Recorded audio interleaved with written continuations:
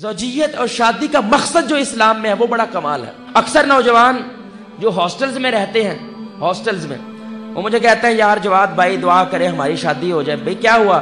یار کپڑے آپ ہی دھونے پیندے ہیں، کھانا آپ ہی بنانا پیندا ہے، گھر دی صفائی آپ ہی کرنی پیندی ہے، بڈھی آئے گی سارا کچھ وہ کرے گی۔ یہ مقصد ہے ان کے نزدیک شادی کی زندگی کا، یہ بونس ہے میرے بھائی، یہ پارٹ اینڈ پارسل ہے۔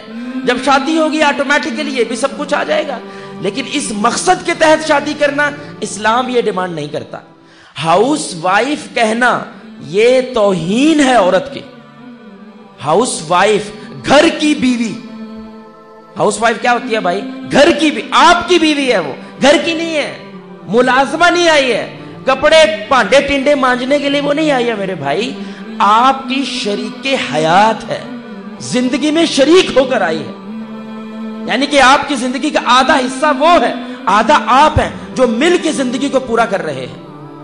مقصد شادی کا سمجھنا بہت ضروری ہے، خصوصاً ان کے لیے جن کی ابھی شادی نہیں ہوئی اور جن کی ہو چکی ہے واپس آنے کے لیے، کہ میرے بھائی یاد رکھیں اسلام میں شادی کا مقصد وہ یہ ہے کہ کلیاں جنت جانا بڑا ڈاڈا کام ہے، اکیلے جنت تک پہنچ جانا یہ بڑا مشکل کام ہے، اور خاص طور پہ آج کے دور میں جہاں بے حیائی کا جنازہ نکلا ہوا ہے، آج کے دور میں ایک نوجوان کے لیے جنت کی طرف لپکنا، اس کی طرف جانا بڑا مشکل کام ہے۔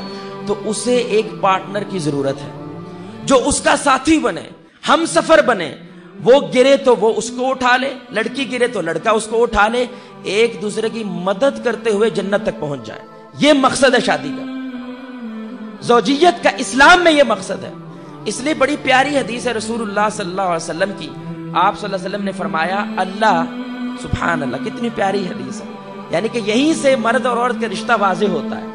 آپ نے فرمایا اللہ اس عورت پہ رحم کرے، رحمت نازل کرے جو اپنے شوہر کو تہجد کے لیے، صبح کی نماز کے لیے اٹھائے، وہ نہ اٹھے تو اس پہ پانی کا چھڑکاؤ کرے، پانی کا چھڑکاؤ کرے تاکہ یہ اٹھ کے اللہ کی عبادت کرے، اور اللہ اس شوہر پہ رحمت کرے، رحم کرے جو اپنی بیوی کو صبح کے لیے اٹھائے اور وہ نہ اٹھے تو اس کے اوپر پانی کا چھڑکاؤ کرے۔ مطلب ایک دوسرے کو سپورٹ کریں اللہ کی طرف آگے بڑھنے میں۔ مرد تھوڑا سا کمزور ہو تو بیوی اس کو واپس لے کر آئے، بیوی کمزور ہو جائے تو مرد اس کو واپس لے کر آئے۔